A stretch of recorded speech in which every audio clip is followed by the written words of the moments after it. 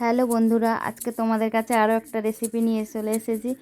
আজকে আমি বানাবো তেঁতুল টক চিংড়ি মাছ দিয়ে। এখানে চিংড়ি মাছ ধুয়ে রেখেছি।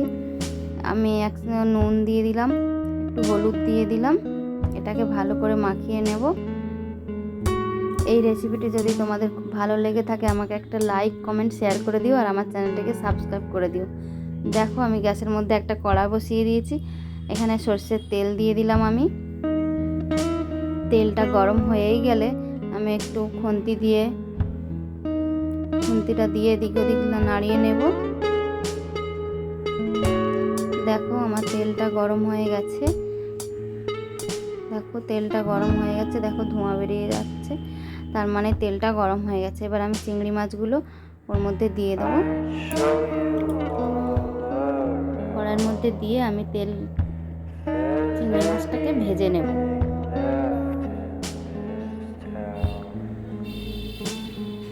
দেখো আমার চিংড়ি মাছটা কতটা ভাজছি। আর এখানে আমি একটু অল্প পুরনো তেঁতুল ছিল, তেঁতুল নিয়ে বাটিতে আমি একটু জল দিয়ে ভিজিয়ে দেবো। এখানে আমার 200 গ্রাম চিংড়ি মাছ আছে।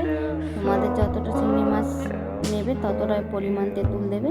এখানে আমি একটু চটকে ভিজিয়ে নিলাম। দেখো, এবার আমার চিংড়ি মাছগুলোও ভাজা হয়ে গেছে। এবার আমি তুলে নেব।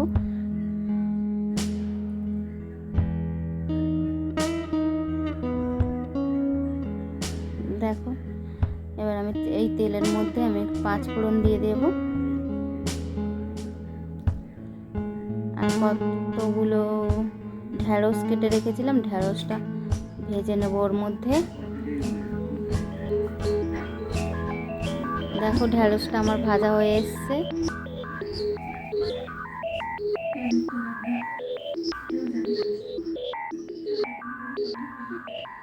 এরকম হালকা করে ভেজে নেবে ঢ্যাঁড়সটাকে, একদম বেশি লাল করে ভাজবে না ঢ্যাঁড়সটা।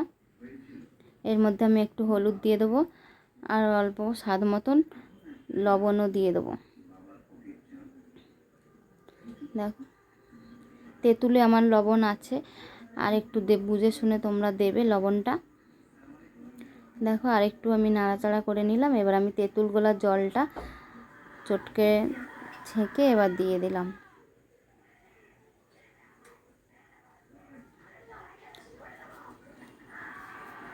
দেখো, আমার টকটা এবার ফুটে আসছে। এখানে আমি অল্প চিনি দিয়ে দিলাম। এবার টকটা আমার ফুটে গেছে। এবার আমি ওর মধ্যে চিংড়ি মাছগুলোও দিয়ে দেবো।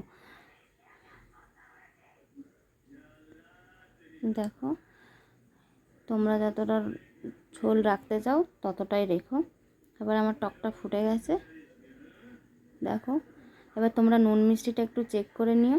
দেখো, আমার চিংড়ি মাছটা রেডি হয়ে গেছে। দেখা হচ্ছে পরের ভিডিওতে।